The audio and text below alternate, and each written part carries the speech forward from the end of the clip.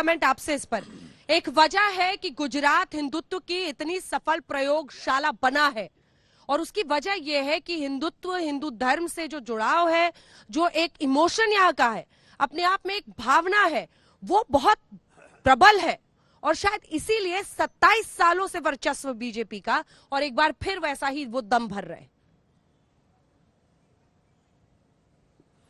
किसी ने कहा था अभी भी 27 साल के बाद या 22 साल के बाद उसी मुद्दे को बार बार रिपीट करना या नेहरू का नाम लेना, उसके ऊपर एक लिमिट होती है। डिमिनिशिंग रिटर्न्स आते हैं उस नारे के बारे में, क्योंकि लोगों ने उसके लिए कांग्रेस को बड़ा पनिश किया। 27 साल से लोगों को बाहर रखा गया है, उनकी तुष्टीकरण की नीति के लिए वजह से बाहर रहा है, पार्लियामेंट में भी चुनाव हरा दिए गए हैं। परंतु एक बात देखिए, विकास की जो अभी बात कर रहे हैं, जैसे आपने वोटरों से बात की, वो मोदी जी का नाम पहले लेते थे, विकास का नाम बाद में करते थे। तो एक मोदी जी घर घर में बस गए हैं, जैसे हर घर मोदी जो नारा लगा था, वो लगता है गुजरात की आम जनता में कहीं ना कहीं असर करता दिखाई देता है। परंतु अंजना जी, एक सवाल मैं और उठाना चाहता हूं कि इस बार डबल इंजन की सरकार की जो बात हो रही थी बार बार, कि डबल इंजन में अभी तक फैसला नहीं कर पा रहे हैं कि गुजरात का डबल इंजन के अंदर पहला इंजन कौन सा है। पहला इंजन इसमें स्पष्ट है कि पहला इंजन गुजरात के अंदर मोदी जी का है, दूसरा इंजन तो आता जाता रहता है कि 3 मुख्यमंत्री बदल गए, इसका दूसरा इंजन तो कोई भी आता जाता रहा है। तो सारे देश के अंदर आप किसी ने बात की कि मोदी की वजह से वहां पर चुनाव हो रहा है, ये बात नहीं है। आज मैं दिल्ली में बैठा हूं, दिल्ली के अखबार सुबह देख रहा था, म्युनिसिपल कॉर्पोरेशन के इलेक्शन में फ्रंट पेज के अंदर मोदी की पिक्चर लगा करके वोट मांगा जा रहा है। तो मोदी अपने आप में एक सिंबल बन गए हैं। जैसे भगवान के राम के नाम से बहुत बातें कहते हैं कि हम भगवान राम हमारा भला करे, हमारे सब चीजों का ख्याल रखें, उसी तरह से लगता है कि भारतीय जनता पार्टी को ये लगता है कि मोदी जी के नाम पर इवन कॉर्पोरेशन में, लोकल बॉडीज के अंदर भी इलेक्शन होगा।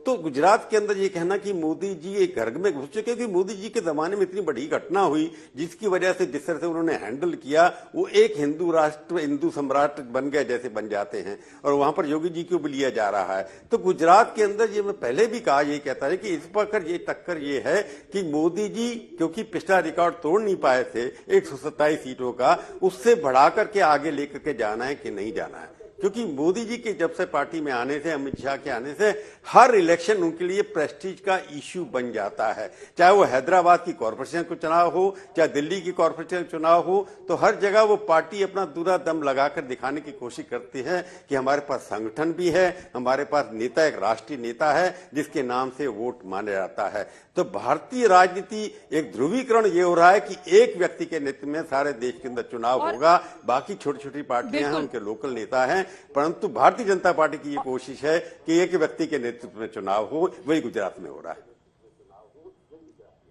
और प्रभु जी, ये सवाल मैंने जेपी नड्डा बीजेपी अध्यक्ष से भी पूछा था। उन्होंने कहा हम तो ऐसे ही चुनाव लड़ते हैं, प्रधानमंत्री नरेंद्र मोदी की लोकप्रियता है तो उस लोकप्रियता का हम फायदा क्यों ना उठाएं। वो घर घर में पहुंचे हुए तो हमारे साथ लोग जुड़ते हैं।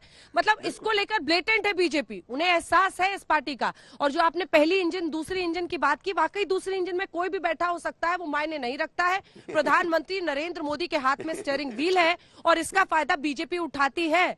और हिमांशु हमारे साथ जुड़े हुए हैं राजकोट से, चित्रा अहमदाबाद से जुड़ी हुई है। हिमांशु, राजकोट में भी आप तमाम जगहों पर जाइए, आपको हर जगह पर प्रधानमंत्री की ही सबसे बड़ी तस्वीर दिखेगी, दर्शिता शाह की वहां पर तस्वीर है। लेकिन हम लोग बात कर रहे थे जो बागी इंडिपेंडेंस के तौर पर लड़ रहे हैं इस बार बीजेपी वाले, विजय रूपाणी सामने आकर ये समझा रहे हैं कि नए लोगों को मौका देना चाहिए। ये एक बयान भी है और एक रणनीति भी है। हिमांशु, देखिए, बिल्कुल ये एक रणनीति है भारतीय जनता पार्टी की कि अगर अंजना आप देखें कि केंद्रीय चुनाव समिति की बैठक होती है, जिस दिन वो बैठक होनी है उससे एक दिन पहले इस तरीके से तमाम उन नेताओं के लेटर आते हैं, पत्र जारी किया जाता है कि हम चुनाव नहीं लड़ना चाहते हैं। मैं एक भारतीय जनता पार्टी के वरिष्ठ नेता के साथ बैठा हुआ था, उन्होंने एक पूर्व डिप्टी सीएम का फोन आया, उन्होंने कहा देखिए मेरा नाम टीवी पे आ रहा है कि मेरे को टिकट नहीं मिलेगी, बाकी लोगों का नाम नहीं आ रहा है तो बाकी लोगों का नाम भी चलवा दीजिए। ये है कि अगर मेरी कट रही है तो बाकी का भी नाम आना चाहिए, खुलकर आना चाहिए, ये भारतीय जनता पार्टी में।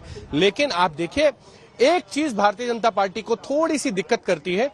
गुजरात भारतीय जनता पार्टी के लिए प्रयोगशाला है संगठन की। आप देखेंगे संगठन अगर भारतीय जनता पार्टी का किसी स्टेट में सबसे ज्यादा मजबूत है पिछले कई दशकों में, जिसका उदाहरण दिया जाता है तो वो गुजरात है। और अगर यहाँ पे कुछ बागी खड़े हुए हैं, लगभग 7 या 8 बागी जो हैं वो खड़े हुए हैं, मजबूत बागी हैं, अपनी अपनी सीटों पे उनका वर्चस्व है, उनकी जमीन पर पकड़ है। मैं 3 सीटों पर गया था, तीनों सीटों पर उनका मजबूती के साथ पकड़ है। साथ ही साथ हिमाचल के अंदर भी लगभग 20 के करीब जो है वो बागी उम्मीदवार खड़े हो गए। तो अब ये देखना है कि भारतीय जनता पार्टी में कहीं ना कहीं विरोध के स्वर आते हैं कि अगर उनकी टिकट कट जाए। इसीलिए विजय रूपाणी ने ये कहा कि देखिए नए लोगों को मौका देना चाहिए।